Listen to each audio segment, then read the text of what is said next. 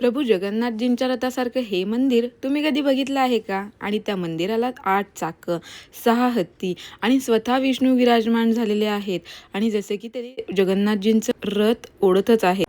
तुम्हाला पण हे मंदिर बघायचं असेल तर हा व्लॉग शेवटपर्यंत नक्की बघा. तर हाय गाईज, मी Vaishnavi and welcome back to my channel. तर आज आम्ही जात होतो नानीज धामला आणि आम्ही नानीजला का जातोय हे तुम्हाला व्लॉगमध्ये कळेलच.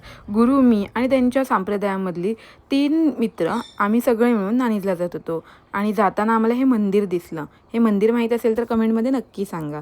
त्यानंतर आम्ही संगमेश्वरमध्ये नाश्ता केला. त्यानंतर पुढे आम्ही पाली मार्गे नाणीजला जाण्यासाठी निघालो. जात असताना आम्हाला डोंगराच्या कुशीत वसलेले हे छोटंसं सुंदर गाव बघायला मिळालं. पावसाळ्यात तर अजूनच भारी दिसतं. जसं पुढे जात होतो तशी तशी आम्हाला मठात जाण्याची ओढ लागली होती. तर इथे आम्हाला नानीज धाम असं बॅनर दिसला आणि आम्ही लगेचच मागच्या गेटने नानीजच्या परिसरामध्ये जाण्यासाठी एंटर केला. तर पुढचा गेट बंद होता, थोडं काम चालू आहे, रस्त्याचं काम सुरू आहे त्यामुळे. तर आम्हाला मागच्या गेटने एंट्री दिली आणि हा पूर्ण परिसर आहे तिथला खूप सुंदर आहे. खूप झाडं आहेत, खूप स्वच्छता आहे आणि खूप शांतता आहे तिकडे. मंदिरात पोचल्यावरती असं समजलं की तिथे काहीतरी फंक्शन आहे आणि त्याची तयारी चालू होती. तिकडे मस्त मोठा भव्य मंडप टाकत होते आणि डेकोरेशन करत होते. आम्ही गाडी पार्किंगला लावली आणि लगेचच स्वामींच्या मंदिरात जाण्यासाठी निघालो. रविवार असल्यामुळे मंदिरामध्ये संतसंग सुरू होता आणि संतसंगाचा लाभ घेण्याची संधी मला मिळाली आणि मी अजूनच खुश झाले. नानीजला पोचेपर्यंत तर आम्हाला वेळ झाल्यामुळे आम्ही खूप फटाफट चालत मंदिरात जाण्यासाठी निघालो आणि मंदिराच्या आजूबाजूचा तुम्ही परिसर बघू शकता. किती स्वच्छ आहे आणि तिथली शांतता पण तुम्ही अनुभव घेऊ शकता त्या शांततेचा. आणि तिथलं कन्स्ट्रक्शन पण सगळं हे स्वामींनी स्वतः आर्किटेक्ट केले आणि स्वतः बांधलेलं आहे.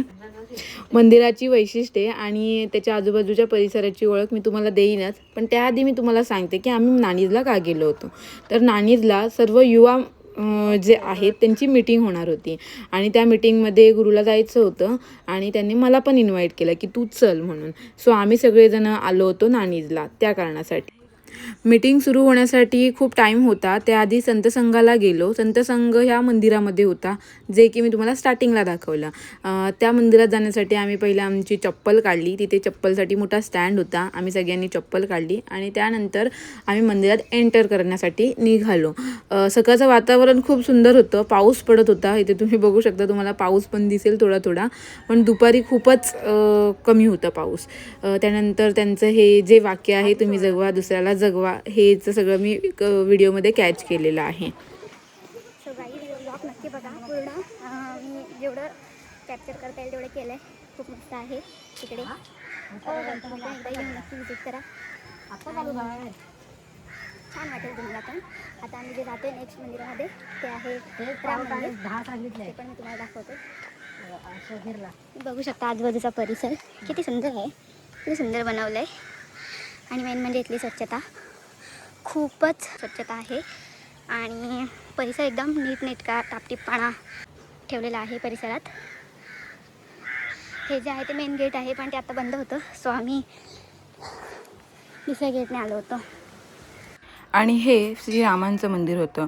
तिथला आजूबाजूचा परिसर, तिथली शांतता, तिथली स्वच्छता किती सुंदर होती तुम्ही बघू शकता.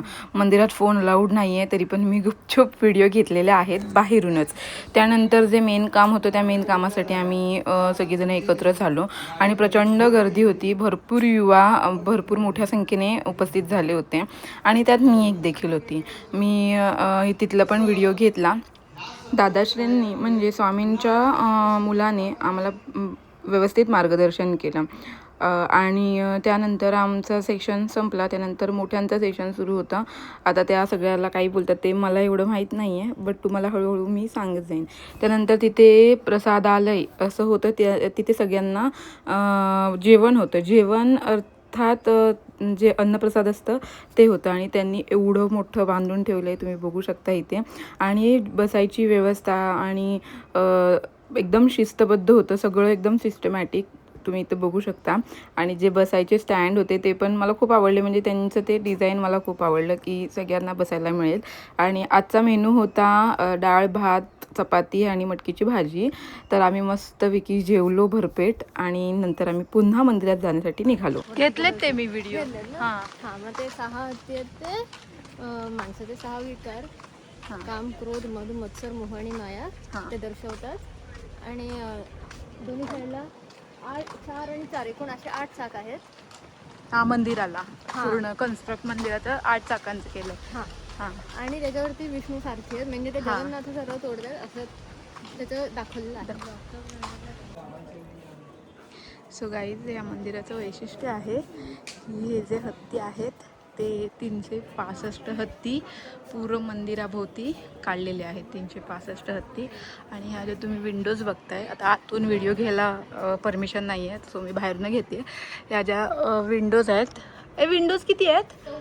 64 विंडोज आहेत. आणि त्या विंडोजवरती वेगवेगळी कला आहे, म्हणजे प्रत्येक विंडोजवरती एक 64 कलांमधली एक कला रिप्रेझेंट केली आहे. आणि जे हे हत्ती दिसत आहेत तुम्हाला, हे हत्ती 365 दिवसांचे हत्ती आहेत, म्हणजे 365 हत्ती आहेत. आणि तसेच ते अरेंज केलेले आहेत त्या पद्धतीने तुम्ही बघू शकता. बघा इथे छोटे हत्ती आहेत, मोठे पण हत्ती आहेत, मग ते तसे अरेंज केलेले आहेत त्यांनी. खूप सुंदर मंदिर आहे. कधी तुम्ही विजिट करायला आलात तर या मंदिराला नक्की विजिट करा. हे तुम्ही बघू शकता किती सुंदर त्यांनी बनवलं आहे. खूप सुंदर आहे. अरे पाय भाजतायत. लांबून व्ह्यू खूप सुंदर येतो आहे. आता मी तुम्हाला जस्ट जवळून दाखवते. हे बघा, ह्या कला आहेत, म्हणजे ह्या ज्या लेडीज आहेत त्या विंडोजवरती त्या सगळ्या कला आहेत, कला दाखवल्यात.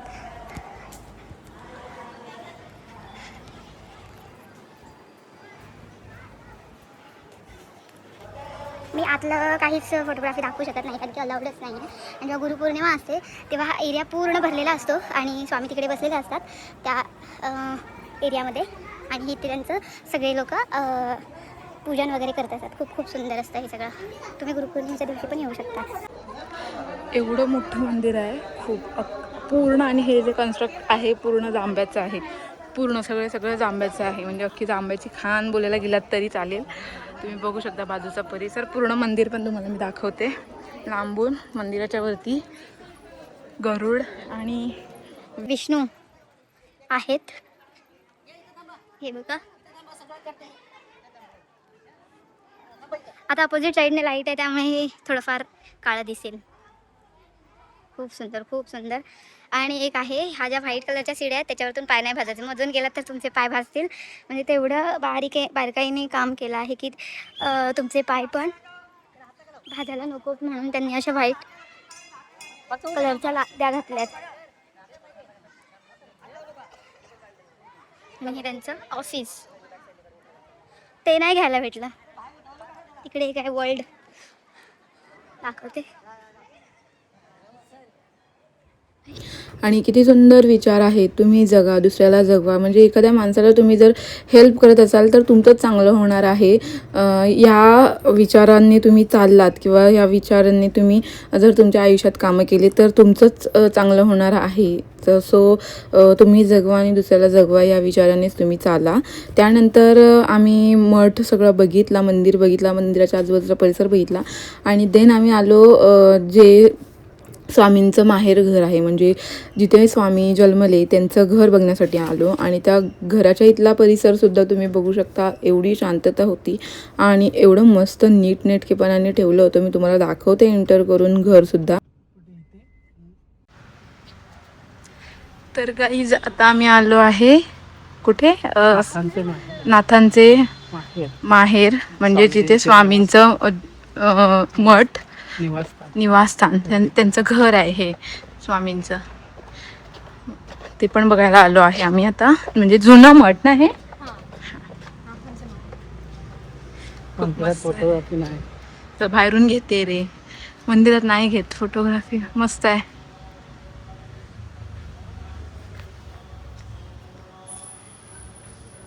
तर गाईज अशी होती आमची नानीजधाम यात्रा आणि आम्ही सगळं अनुभव घेतला. मी तर सगळा अनुभव घेतला. मंदिर बघितले, त्यांचं घर बघितलं. स्वामींचं दर्शन घ्यायला नाही मिळालं बिकॉज स्वामी नव्हते, ते शेगावच्या मीटिंगसाठी वगैरे तिकडे होते, त्यामुळे.